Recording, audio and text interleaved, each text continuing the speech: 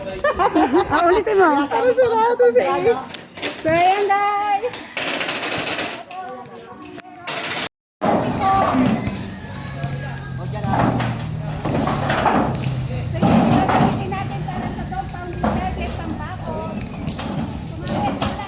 Ang laki niyan. Thank you po sa nag-donate ng yero para sa ating dog pounding. So, meron pa guys. Malaking bagay po ito upang mabakuda natin ng maayos yung ating dog pounding.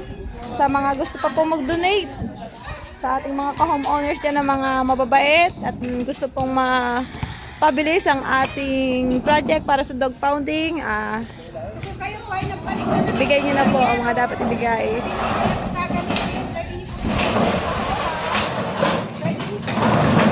Bigat.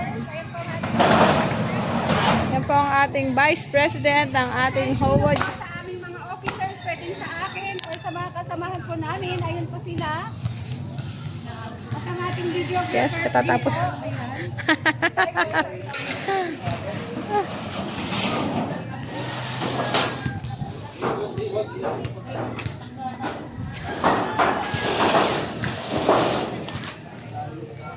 Delikado to. Ayan. Kaya nga. Galing ka sa ano? Yung sa unit? Kam Kaya guys, yung mga nagpapalit dyan ng bubong na hindi nagagamitin, wala nang paggagamitan.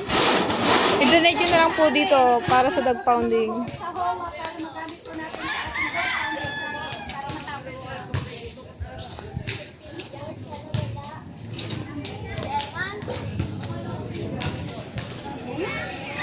Malaking bagay talaga yan. So, ayan guys.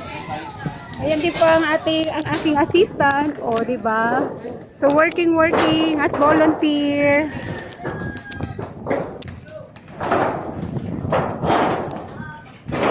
Ayan din po, bali kakatapos lang namin ng meeting. Nag-ayos kami ng isang case. Kaya tapos na po ang trabaho.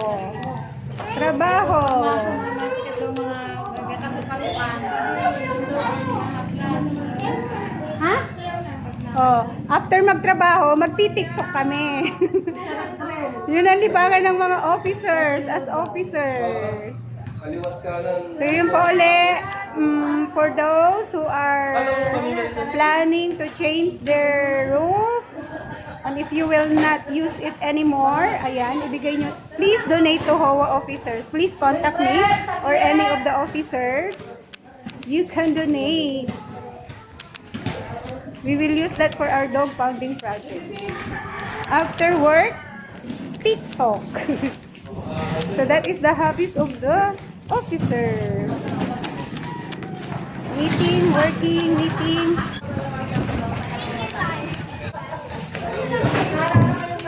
Yan, TikTok naman daw, TikTok.